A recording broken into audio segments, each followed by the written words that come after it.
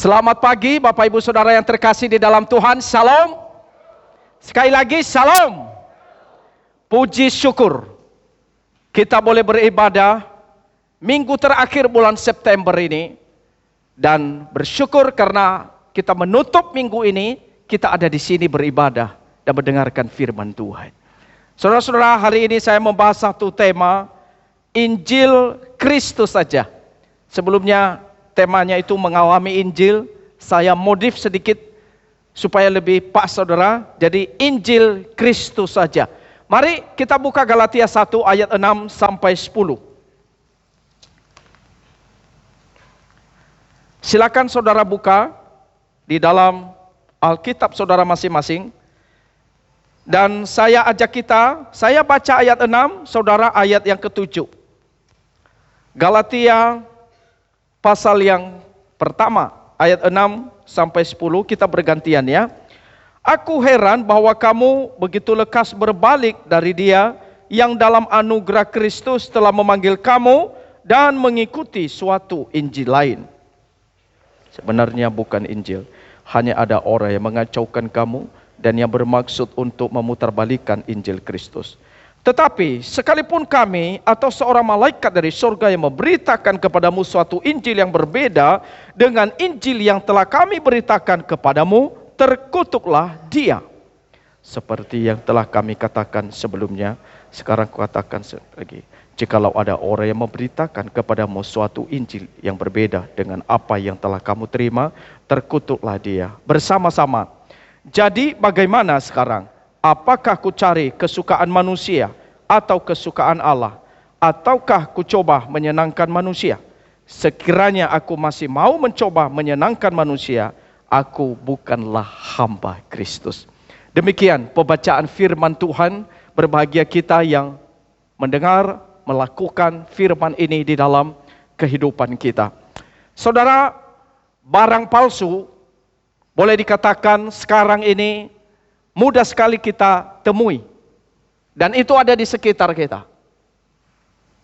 Dan barangkali di antara saudara ada yang pernah jadi korban daripada barang-barang palsu ini. Dan kita tahu barang palsu itu menimbulkan kerugian bagi kita. Ada yang banyak, ada yang dikit. Dan barangkali mungkin ada yang bisa ditangani, tapi ada juga yang memang gak bisa ditangani karena sudah terlanjur parah sekali. Nah saudara, kalau andai kata kita disuruh memilih, saya percaya kita pasti akan memilih barang yang asli, yang ori, bukan yang palsu. Tetapi saudara-saudara, seringkali di dalam pilihan kita, terkadang saudara, justru yang kita pilih bukan yang asli. Atau kita mendapatkan bukan yang asli, yang benar, tapi justru yang salah, yang palsu. Setelah ini ada satu video ya saudara, video singkat.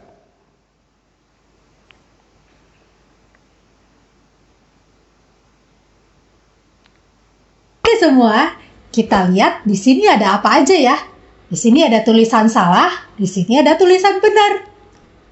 Oke, sekarang kalian akan melihat kira-kira arah panah ini menunjuk ke mana ya?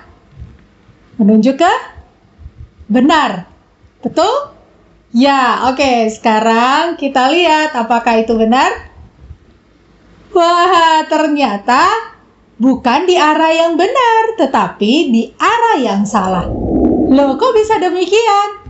Ya, karena ada botol ini yang berisi air sehingga mengaburkan pandangan kita. Dari yang sebenarnya arahnya salah, tapi kelihatannya benar. Nah, adik-adik, botol ini yang isinya air yang menghalangi pandangan kita kepada panah itu ibarat ajaran sesat atau ajaran yang salah. Seringkali ajaran yang sesat atau ajaran yang salah membuat kita jadi ragu. Yang benar jadi kelihatannya salah, yang salah jadi kelihatan benar. Seperti arah panah tadi. Padahal tadi arahnya ke yang salah. Tapi ketika ada botol ini yang menggambarkan ajaran sesat, jadi kelihatannya seperti benar. Nah adik-adik, untuk itu kita perlu berhati-hati terhadap ajaran yang sesat atau ajaran yang salah yang tidak sesuai dengan firman Tuhan. Baik, saudara. Apakah punya pengalaman seperti ini? Saudara mungkin melihat, ini kelihatannya arahnya benar. Tapi sebenarnya saudara, arahnya salah. Cuman saudara tidak bisa melihat dengan jelas gitu. Karena ada sesuatu yang barangkali membayangi, bikin saudara samar-samar, gak bisa melihat dengan jelas. Nah saudara, seringkali saudara-saudara ya, kita mengalami akan hal itu di dalam kehidupan kita. Dan kita tahu saudara-saudara, itu pasti akan menimbulkan kerugian yang banyak. Kalau barang palsu saja menimbulkan kerugian buat kita, apalagi ajaran yang salah saudara-saudara. Ada dampak yang besar, yang pasti akan kita alami. Dan itulah yang dibicarakan oleh Rasul Paulus di dalam firman Tuhan yang tadi kita baca ini. Dia membicarakan saudara-saudara, ketika orang kemudian salah di dalam mengikuti ajaran saudara-saudara, maka dia itu bukan hanya saja meninggalkan ajaran yang benar, tapi mengikuti Injil yang palsu dan meninggalkan Allah. Wah saudara, itu sesuatu yang sangat serius saudara-saudara. Makanya kalau kita perhatikan Rasul Paulus itu di dalam bagian firman Tuhan ini, sebenarnya dia menunjukkan satu keresahan, satu kegelisahan yang dalam. Dan dia menunjukkan ketidaksenangan, bahkan sebuah amarah saudara. Jadi ini sangat emosional sebenarnya di dalam suratnya dia ini saudara. Di dalam awal biasanya surat Paulus itu ada pembukaan, ada ucapan syukur, ada doa pengharapan gitu ya. Tapi kalau saudara lihat surat Galatia itu agak berbeda saudara-saudara. Justru itu kayak Rasul Paulus dari awal dia sudah langsung ngegas saudara-saudara. Ada nada yang marah di sana. Kenapa saudara-saudara? Apa persoalannya di dalam surat Galatia ini? Yaitu saudara-saudara, ini dia nih. Persoalannya adalah karena ada penyimpangan spiritual. Nah saudara, penyimpangan spiritual ini terlihat sekali ketika misalnya kita lihat saudara-saudara di dalam ayat yang Paulus katakan. Coba saudara perhatikan, Paulus itu berkata, aku heran. Jadi Paulus mau mengatakan, saya tidak habis pikir dengan kalian. Saya tidak mengerti dan tidak memahami kenapa kalian seperti ini. Jadi Paulus berkata, kenapa kalian begitu lekas berbalik dari Tuhan. Jadi saudara perhatikan saudara, ada satu nada yang negatif yang sebenarnya Paulus tunjukkan kepada jemaat Galatia. Dan ini bukan nada positif saudara-saudara. Justru Paulus mengatakan, aku heran, ini satu nada negatif yang sebenarnya menunjukkan satu kemarahan. Sesuatu yang tidak biasa yang terjadi dengan jemaat ini. Aku heran karena kalian begitu lekas berbalik. Begitu lekas itu artinya begitu cepat, terlalu cepat. Kenapa kalian kok terlalu cepat meninggalkan iman yang benar? Saudara-saudara jemaat Galatia itu kan bertobat di bawah pelayanan Rasul Paulus. Dan mereka kurang lebih baru setahun dengar Injil. Tapi kemudian saudara-saudara, mereka meninggalkan Injil itu. Mereka sudah kenal Tuhan Yesus. Tapi kemudian ada ajaran yang lain, lalu mereka mengikutinya saudara-saudara. Ini ibarat orang yang baru baptis, belum setahun, sudah meninggalkan kekristenan. Dan dia mengikuti agama yang lain. Mungkin agama sebelumnya atau kepercayaan yang lain lagi saudara. Nah saudara, ini serius enggak? Sangat serius. Karena orang ini sudah mengalami atau mendengar Injil. Tapi kenapa kemudian mereka bisa berubah? Kenapa mereka berbalik dan meninggalkan Allah? Saudara, ini adalah yang sangat ditakutkan. Bahkan yang menjadi kegelisahan daripada Rasul Paulus. Karena jemaat Galatia itu telah jatuh saudara-saudara. Di dalam satu kesalahan yang sangat fatal. Dan mereka bukan kepada ajaran yang benar dengan setia melakukannya. Tapi justru mereka berbelok. Dan betul-betul meninggalkan, bahkan membuang ajaran yang benar itu. Nah saudara-saudara, kalau kita melihat ya saudara. Sebenarnya keselamatan yang diberikan oleh Tuhan kepada kita. Urutannya seperti ini. Jadi kalau saudara lihat ya, Injil yang benar itu dimulai dari kita beriman. Problemnya ada di sini saudara, terhadap ajaran palsu itu. Jadi berbeda sekali dengan Injil yang benar.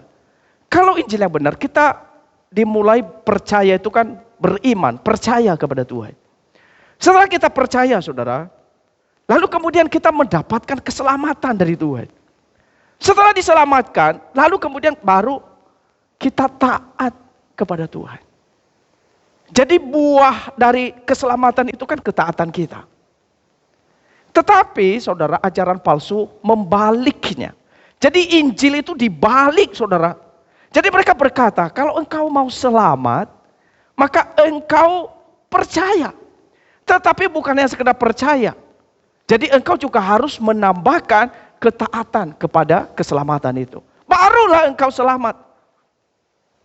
Jadi Injil palsu itu tidak membuang Injil sebenarnya. Mereka mengakui, memang percaya Yesus kita selamat, tapi nggak cukup. Nggak cukup. Jadi apa yang perlu? Yaitu adalah engkau juga harus taat. Ketaatan kepada apa? Yaitu adalah ketaatan kepada hukum-hukum Taurat. Ketaatan kepada perintah-perintah. Maka dengan demikian engkau pasti akan memperoleh keselamatan itu. Nah saudara, kalau kita perhatikan mungkin ini sepele ya saudara-saudara. Tapi sebenarnya bukan hal sepele. Ini adalah bukan sekedar ajaran yang biasa. Justru ketika Paulus melihat ketika ditambahkan soal ketaatan itu, maka sebenarnya itu adalah bukannya sekedar penambahan, tetapi sebuah pembuangan terhadap ajaran yang benar dan terhadap meninggalkan Allah. Jadi saudara, dia bukan hanya saja meninggalkan ajaran yang benar, tapi meninggalkan Allah. Karena kalau kita melihat saudara-saudara ya, dasar hukum Taurat itu bukan iman. Sekali lagi saudara-saudara, dasar hukum Taurat itu bukan iman. Tetapi saudara, orang yang melakukan hukum Taurat itu adalah berarti melakukannya dengan jasa. Berarti dia punya jasa. Dan kalau manusia berpikir seperti itu saudara-saudara, maka berarti keselamatan dari Tuhan ini, selain kita percaya kepada Tuhan, berarti ada jasa kita di dalam keselamatan itu. Dan itulah yang paling ditentang oleh Rasul Paulus. Karena itu adalah ajaran yang palsu, ajaran yang tidak benar. Dan mungkin saudara berpikir, hari ini ada nggak ajaran seperti itu? Di dalam kekristenan sendiri bisa ada saudara-saudara. Banyak ajaran yang mungkin menekankan, kalau engkau betul-betul masuk surga, maka engkau harus disiplin. Disiplin apa? Baca Alkitab. Disiplin apa lagi? Ibadah. Disiplin apa lagi? Pokoknya engkau harus melayani, beritakan Injil. Kelihatannya benar kan? Tetapi sebenarnya ini satu ajaran saudara, yang mau menambahkan, kalau engkau mau diselamatkan, maka engkau juga harus berjuang dengan upayamu, dengan jasamu, supaya engkau sungguh diperkenankan oleh Allah. Dengan apa? Dengan cara hidup agamawi, seperti yang dilakukan oleh orang Farisi dan ahli-ahli Taurat, yang memang sangat menekankan soal jasa manusia. Tapi Paulus berkata, tidak. Keselamatan tidak demikian. Kita diselamatkan murni anugerah dari Tuhan. Engkau diselamatkan bukan karena upaya dan usaha yang engkau lakukan, tapi itu adalah pemberian dari Tuhan. Nah saudara, tapi seringkali saudara, kita sebagai umat Tuhan, kita seringkali mungkin berpegang kepada yang di bawah ini saudara. Kita berpikir kita itu diselamatkan juga karena ketaatan kita. Sebenarnya tidak. Keselamatan itu adalah murni anugerah Tuhan. Maka kalau kita perhatikan saudara, lalu perbuatan baik soal ketaatan itu apa? Sebenarnya ketaatan itu adalah buah dari keselamatan yang telah kita alami dari Tuhan. Surah konsep ini harus clear di dalam pikiran dan pemahaman kita bersama-sama. Kalau enggak saudara, kita akan mirip seperti ahli Taurat, legalisme, orang-orang Farisi saudara. Dan kita melihat ini adalah yang ditentang oleh Paulus sebagai yang disebut sebagai Injil palsu. Nah saudara, Injil yang sejati tidak mengharuskan kita melakukan apapun supaya kita lebih dikasihi Allah. Yesus telah melakukan segalanya bagi kita dengan sempurna di kayu salib. Makanya gak perlu jasa kita. Kita gak perlu bangga dengan segala performa yang kita lakukan. Untuk supaya kita diselamatkan, diperkenankan oleh Allah. Enggak usah. Kristus telah melakukan semuanya. Jadi kita diselamatkan bukan karena perbuatan baik kita, tapi karena perbuatan baik dari Tuhan Yesus yang telah mati bagi kita di kayu salib. Dengan perbuatan baik Kristus itulah kita diselamatkan. Saudara, ini harus clear di dalam pemahaman kita. Sehingga saudara kita melihat kita diselamatkan melalui iman. Hanya anugerah, bukan melalui Taurat atau yang kita kenal sebagai perbuatan baik. Jadi kita tidak diselamatkan dengan perbuatan baik kita. Tetapi perbuatan baik itu apa? Perbuatan baik adalah sebagai ucapan syukur kita kepada Tuhan karena kita telah diselamatkan oleh Allah. Makanya saya rajin baca Alkitab. Makanya saya rajin berdoa. Makanya saya rajin memberitakan Injil. Karena apa? Saya sudah diselamatkan. Bukan saya itu rajin baca firman Tuhan, rajin beritakan Injil karena saya belum selamat. Bukan. Tapi karena saya sudah diselamatkan, makanya saya giat beritakan Injil. Saya rela berkorban bagi pekerjaan Tuhan. Karena saya tahu penebusan yang telah saya alami dari Kristus itu penebusan yang begitu mahal, berharga. Nah saudara-saudara, ini adalah hal-hal yang sangat penting yang di dalam iman kita yang mesti kita pegang. Maka kenapa saudara rajin beribadah setiap hari Minggu? Karena Anda telah diselamatkan oleh Tuhan. Kenapa Anda harus melayani? Entah jadi liturgis, jadi pemusik, jadi penyambut, jadi apa? Karena itu buah dari keselamatan yang telah kau terima dari Tuhan. Jadi buahnya kelihatan dari mana? Yaitu adalah dari perubahan yang terlihat dari hidupmu sebagai orang yang telah ditebus oleh Kristus. Jadi saudara-saudara, kalau kita perhatikan, ini adalah satu pembahasan yang sangat jelas sekali di dalam surat Rasul Paulus ini ya. Saya kasih contoh ya saudara. Jikalau seorang pengendara misalnya sopir bus, sopir truk atau sopir macam-macam ya saudara ya. Kalau misalnya saudara ya, dia salah jalan, tanpa dia sadar, kalau dia salah jalan mungkin dia akan melenceng makin lama makin jauh dan kemungkinan dia bisa celaka. Jadi demikian sebenarnya kalau orang tersesat di dalam mengikuti ajaran palsu itu saudara. Tanpa dia sadar, lama-lama dia menjauh dari kebenaran dan dia nggak tahu. Dari awal mungkin dia pikir, ya dia samar-samar melihatnya seperti ilustrasi tadi. Padahal sebenarnya dia makin jauh dari kebenaran. Wah ini bahaya saudara-saudara. Bahaya. Sama seperti obat asli dan obat palsu juga. Saudara kalau minum obat yang asli, yang benar, saudara waktu kita minum pasti kita sehat, sembuh. Kita hidup kan. Tapi kalau minum obatnya yang palsu saudara-saudara, saudara pasti akan mati. Akan sakit. Makanan bergizi gratis, MBG itu program dari pemerintah. Tapi sekarang kita melihat ada 5.000-an orang lebih mengalami sakit saudara-saudara. Dan mereka bukan sehat, bukan makan makanan bergizi, malah harus ditangani oleh dokter. Dan ini berarti kalau ada sesuatu ajaran yang salah kita konsumsi, itu bukan mendatangkan kesembuhan tapi penyakit di dalam hidup kita. Iman kita sakit, kerohanian kita bermasalah, dan akhirnya mungkin menimbulkan hal yang serius dalam hidup kita. Makanya saudara kita nggak boleh main-main soal ini. Maka apa yang perlu kita lakukan terhadap ajaran-ajaran yang salah yang ada di sekitar kita? Maka Paulus itu berkata begini saudara. Ajaran sesat, ajaran yang palsu, tolak tegas. Tolak. Nah saudara-saudara, kalau kita perhatikan ayat 7 dan 8 ya, itu kan Paulus memakai kata-kata yang tidak enak di telinga kita. Misalnya mengacaukan, memutarbalikan. Satu lagi ayat 8 dan 9, terkutuklah dia. Saudara, ini kata-kata yang mau mengingatkan kita. Berarti sebenarnya Paulus itu harus kita diajak untuk memberikan satu respons. Dan respons seperti apa saudara? Respons seperti ini saudara.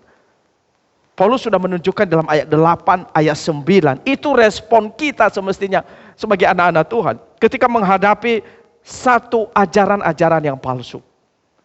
Kalau Paulus sendiri berkata di sini, terkutuklah mereka yang mengajarkan Injil palsu. Itu berarti saudara-saudara memang benar-benar ajaran itu tidak menyehatkan tapi mematikan iman seseorang. Maka saudara, kalau kita lihat ya di dalam gereja, kalau saudara perhatikan, gereja itu sebenarnya boleh dikatakan punya perbedaan-perbedaan yang saudara perhatikan ya. Misalnya itu ada gereja dia sukanya baptis selam. Tapi ada gereja yang sukanya baptis percik. Benar ya Bapak Ibu? Ada gereja yang sangat menekankan soal bahasa roh. Tapi ada gereja yang tidak menekankan bahasa roh. Seperti gereja kita. Tidak menekankan bahasa roh. Ada gereja dengan sistem pemerintahannya episkopal. Ada lagi yang sistem pemerintahannya presbiterian.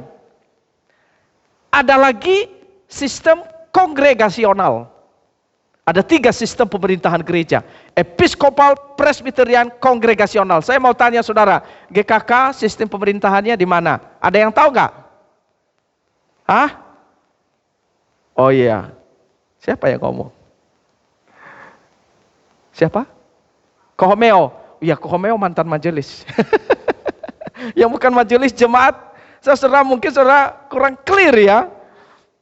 Nah, tapi saudara, sistem pemerintahan kita itu kongregasional, bukan episkopal, bukan presbiterian.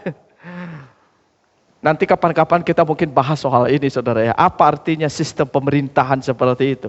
Tetapi begini saudara-saudara, seringkali di dalam perbedaan-perbedaan yang saya sebutkan tadi, itu seringkali membawa gereja itu ada perdebatan atau mengalami perdebatan-perdebatan yang sangat kontroversi. Yang seringkali masing-masing bertahan dengan doktrinnya masing-masing. Tetapi saudara, saya mau katakan begini. Perbedaan-perbedaan yang tadi itu adalah perbedaan-perbedaan doktrin yang sekunder. Jadi itu bukan sebuah doktrin yang utama di dalam gereja, saudara-saudara. Artinya apa saudara?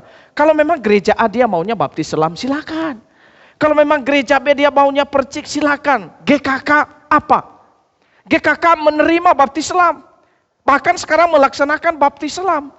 Tapi juga mengakui dan menerima baptis percik. Saya pribadi dibaptis secara percik saudara. Umur waktu saya kelas 6 SD. Dibaptis percik.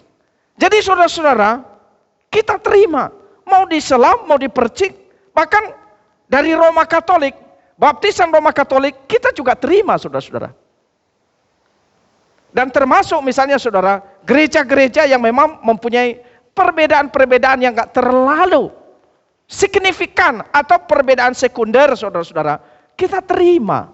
Tetapi saudara, kalau kita lihat menyangkut soal doktrin yang primer, doktrin yang utama saudara, itu yang sebenarnya kita perlu perhatikan. Kalau doktrin itu sudah menyangkut soal keselamatan, kita tidak bisa diam saudara-saudara. Karena itu doktrin utama. Misalnya, ada gereja mengatakan Yesus Kristus bukan satu-satunya jalan keselamatan.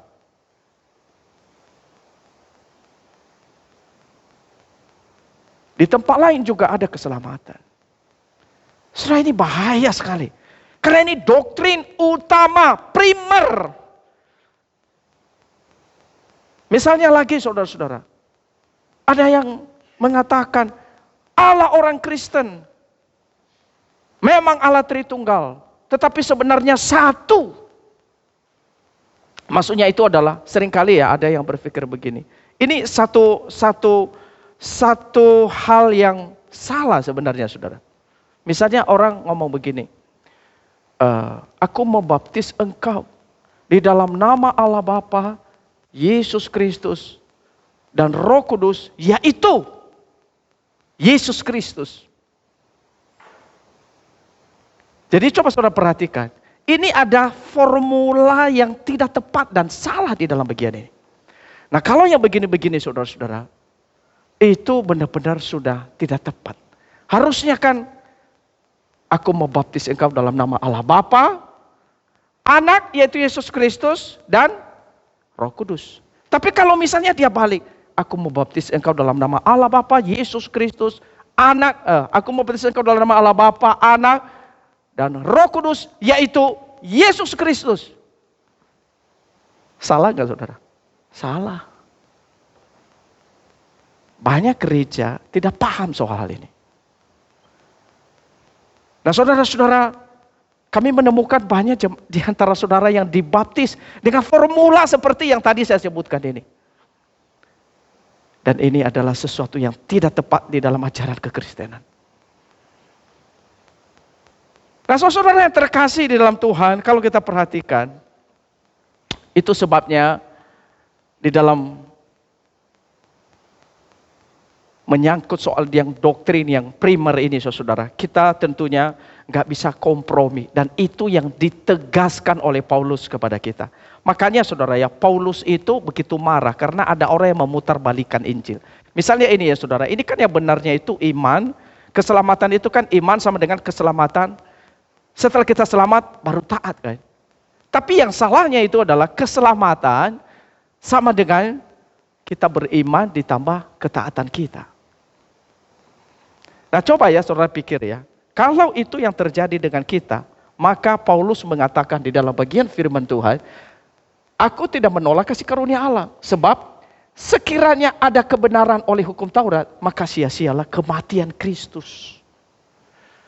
Jadi saudara-saudara, ketika manusia begitu meninggikan akan jasanya, maka Paulus mengatakan, sia-sia loh pengorbanan Kristus.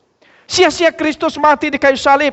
Sia-sia Kristus datang ke dalam dunia ini. Sia-sia semua apa yang telah dikerjakan oleh Tuhan kita Yesus Kristus.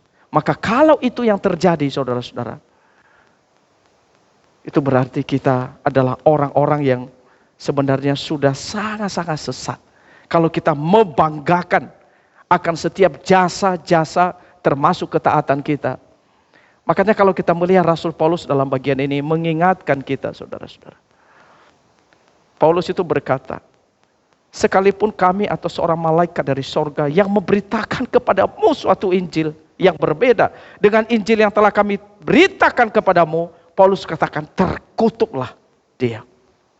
Bahkan di dalam ayat 9 sekali lagi Paulus itu mengulang saudara, seperti yang telah kami katakan sebelumnya, sekarang kukatakan sekali lagi, jikalau ada orang yang memberitakan kepadamu suatu Injil yang berbeda dengan apa yang telah kamu terima, terkutuklah dia. Wah itu serius sekali ya saudara-saudara ya. Kata terkutuk itu berarti orang itu dikutuk oleh Allah dan orang itu tidak boleh dimasukkan di dalam komunitas orang percaya. Orang itu harus dikeluarkan. Orang itu harus diusir. Tidak boleh ada dalam komunitas orang percaya. Karena dia pengajar Injil palsu. Maka secara praktis apa yang kita bisa lakukan? Di dalam meresponi nasihat ini saudara. Ajaran sesat tolak tegas. Apa saudara? Nah saudara di dalam 2 Yohanes 1 ayat 10 ya. Paulus itu mengatakan begini. Jikalau seorang datang kepadamu, maksudnya ini Yohanes ya saudara yang mengatakan. Jikalau seorang datang kepadamu dan ia tidak membawa ajaran ini, janganlah kamu menerima dia di dalam rumahmu dan janganlah memberi salam kepadanya. Saudara ini yang bisa kita lakukan dalam menghadapi ajaran yang salah. Yaitu adalah jangan terima dia dan jangan memberi salam kepada dia. Mungkin kalau orang punya pengetahuan yang cukup baik, punya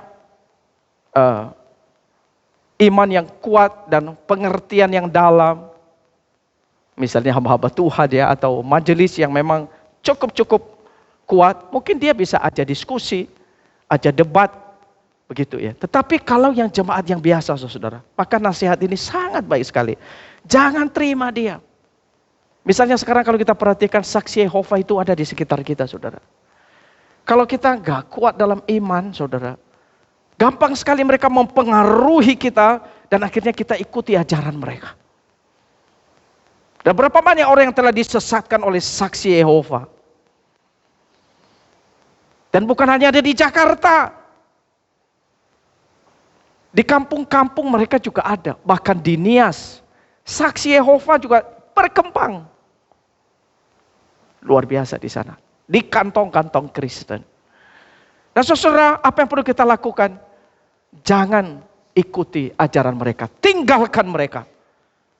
Meskipun mungkin kata-kata mereka menarik. Bahkan mereka bisa melakukan mujizat, saudara. Jangan kita tertarik.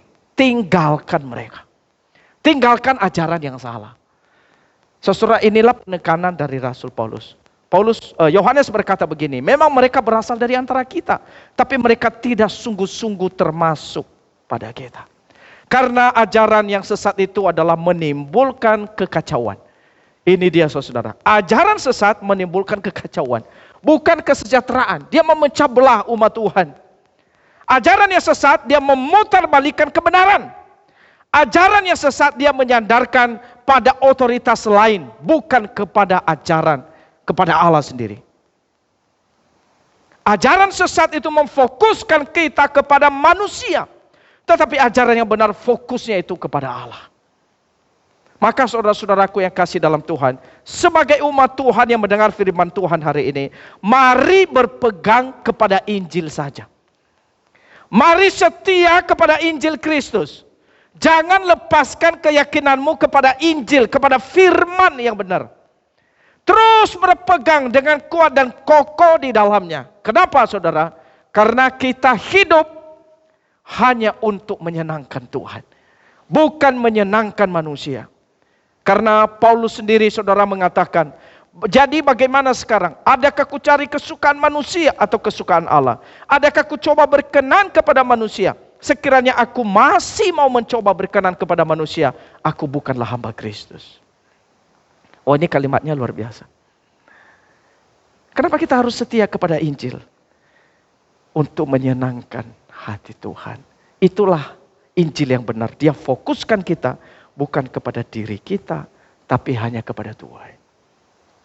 Maka saudara-saudaraku yang kekasih di dalam Tuhan, kalau hidup kita adalah untuk menyenangkan Tuhan, menyukakan hati Tuhan, maka hari ini saudara-saudara, saya ajak kita untuk introspeksi diri masing-masing.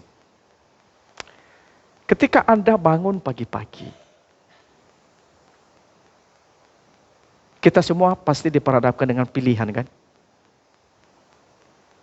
Ketika Anda jalani hari itu, Anda ingin menyenangkan siapa? Menyenangkan diri, menyenangkan orang lain, atau menyenangkan Tuhan? Kalau Anda tahu bahwa Injil adalah sumber pengharapan, kalau Injil adalah pemberi keselamatan, apakah Anda, saudara, sudah menyenangkan Allah dengan Anda hidup berdasarkan Injil itu? Sehingga Kristus dikenal dari hidup Anda. Atau justru mungkin Anda hidup berlawanan dengan Injil Kristus? Saudara, siapa yang Anda sukakan? Diri Anda sendirikah? Orang lain? Atau saudara, Anda mau hidup bagi Injil karena tujuannya saya mau hidup menyenangkan hati Tuhan? Saudara, Paulus berkata, kalau aku hanya mau menyenangkan diri sendiri, orang lain, maka Paulus berkata, aku bukan hamba Kristus. Karena seorang hamba Kristus, fokus hidupnya hanya untuk menyenangkan Tuhan. Hanya setia kepada firman Tuhan. Itulah hamba Kristus. Maka kita sebagai umat Tuhan, saudara, maukah kita betul-betul tunjukkan kepada dunia yang berdosa bahwa kita adalah hambanya Kristus? Maka kalau Injil itu telah menerima kita dengan sempurna, saudara. Injil itu telah memberikan kita keselamatan. Kita sudah mengalami cinta kasih dari Injil. Kan Injil itu kan menerima kita apa adanya kan. Seberapapun dosa kita, kesalahan kita, kita diterima, kita diakui oleh Injil. Kita disayangi oleh Injil. Anda diberi pengharapan, diberi sukacita. Kalau Injil telah melakukan itu semua buat Anda. Kita sudah mengalami itu semua dari Kristus, dari Injil. Pertanyaannya begini saudara. Apakah Anda masih mau mencari pengakuan dari orang lain? Masihkah Anda mau mencari pengakuan dari teman, dari rekan bisnis? Jikalau Injil itu adalah betul-betul menolong kita, melepaskan kita dari segala ikatan perhambaan dosa. Pertanyaan saya saudara-saudara, kalau Injil itu adalah kekuatan Allah menyelamatkan kita, pertanyaannya, apakah masih mau tinggal terus hidup dalam dosa? Masih terus mau hidup dalam kubangan dosa dan tidak menyenangkan hati Tuhan. Paulus berkata, kalau aku masih mau mencari kesukaan manusia, aku bukan hamba Kristus. Maka saudara, mari pagi hari ini, siang ini saudara, saya berikan satu pertanyaan yang lebih konkret. Menuntun kita saudara, secara konkret ini. Jika Anda hari ini masih menjalankan bisnis gelap, jika Anda hari ini masih terlibat judi online, jika Anda hari ini masih tipu menipu di dalam segala usahamu, pertanyaannya apakah itu menyukakan Allah? Jika hari ini engkau masih kecanduan film-film porno, film-film yang gak benar, apakah itu disukai oleh Tuhan? Jika hari ini engkau masih tidur dengan wanita yang bukan pasanganmu, hidup dengan laki-laki yang bukan suamimu, mungkin itu pacarmu, selingkuhanmu, apakah itu memuliakan Allah? Dan banyak pertanyaan kalau saya urut saudara, silakan saudara tambahkan sendiri, apa kira-kira yang pas dengan kondisi saudara? Paulus itu berkata, adakah ku cari kesukaan manusia atau kesukaan Allah? Adakah ku coba berkenan kepada manusia? Sekiranya aku masih mau mencoba berkenan kepada manusia, aku bukanlah hamba Kristus. Saudara, siapakah Anda di hadapan Tuhan? Siapakah saudara di hadapan Tuhan? Di tengah dunia yang telah gelap dan berdosa ini. Adakah kau berkata, aku adalah hamba Kristus yang hanya menyenangkan hati Tuhan? Saudara, kita perlu berubah. Kita perlu bertobat saudara-saudara. Kita perlu terus memperbaharui diri untuk menghidupi Injil yang sejati, memberitakannya kepada orang lain. Karena kita dipanggil untuk melakukan ini. Injil Kristus paling berharga. Tidak ada yang lebih berharga dari itu. Karena Injil itu yang telah menyelamatkan kita, memberi pengharapan, membebaskan kita, bahkan menyelamatkan kita, bahkan memperbaharui termasuk keluarga kita, memberi kita masa depan. Oleh sebab itu saudara, mari setia, mari hidup dalam Injil, dan mari menjadi anak Tuhan yang hanya menyukakan hati Allah di dalam hidup kita.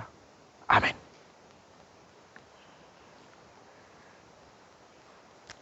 Mari kita berdoa.